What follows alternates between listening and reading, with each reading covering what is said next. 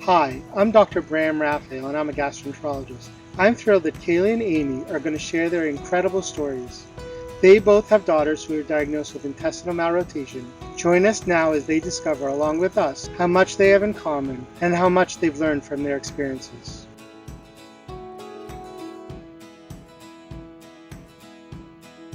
In your family, what is the roles in the different family members of caretaking and who's doing what?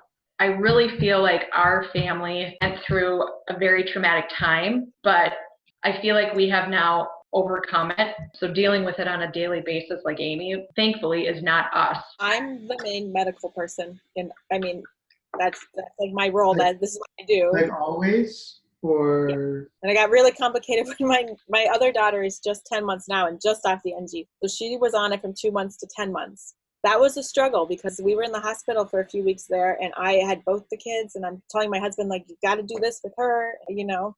That's just how it's always been. It started that way, and it's still that way. it's hard to take that all on by yourself.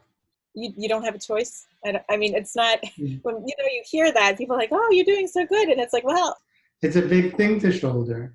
What kind of things does he do to support you when you're doing all of that? he tries to help, he tries to play, he tries to distract. But honestly, he's working most of the day when we're at therapies and we're at doctors. He's just, Yeah. it's not his fault that he can't be more present, but one of us has to work full time. How else is your life a little different? Well, she has a paradoxial anal sphincter and the colonic dysmotility, and she is still in a diaper. The school's not very accommodating, so I am homeschooling her for kindergarten, and I probably will be till she gets out of a diaper. I know that I could push it, and I've been through it. I've had an advocate.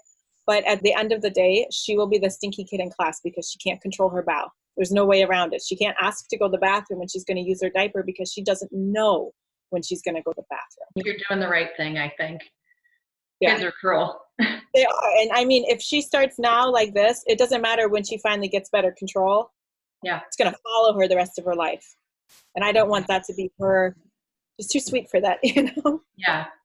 But so I do work from home, but I don't have that much time to do it. I'm a web contractor, but I don't have the time because I have so many things with Ava. Now I'm homeschooling her and teaching her and the doctors. And I'm not, what I want to say, angry to have to make the accommodations, but it's not what I saw myself doing. So you're not the only parent I've heard of doing homeschooling. I've actually heard of a number of parents sort of changing careers based on their experiences. Do you have a background in education? I do not. I volunteered a lot in preschool, but I have learned. I've been in there. I've been looking at core standards. I've been talking to teachers. I've been buying the curriculums.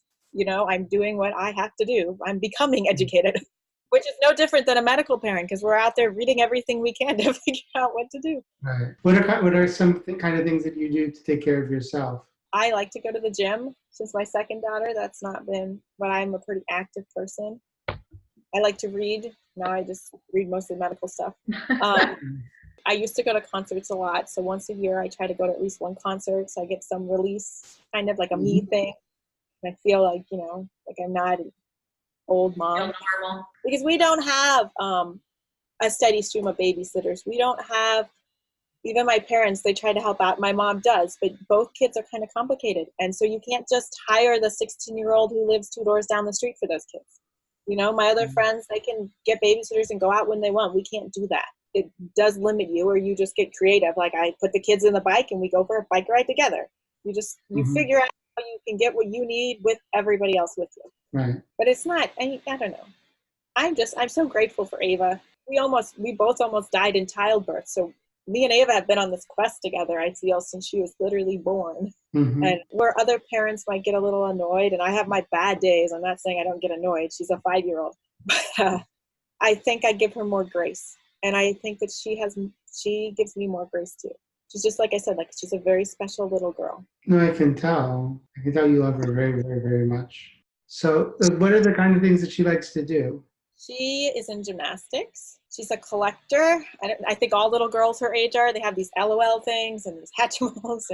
But she's really charming. She's very charismatic. She lights up a room. She's the kind of kid that everybody knows and remembers. She's just like, she's this whole enigma to herself.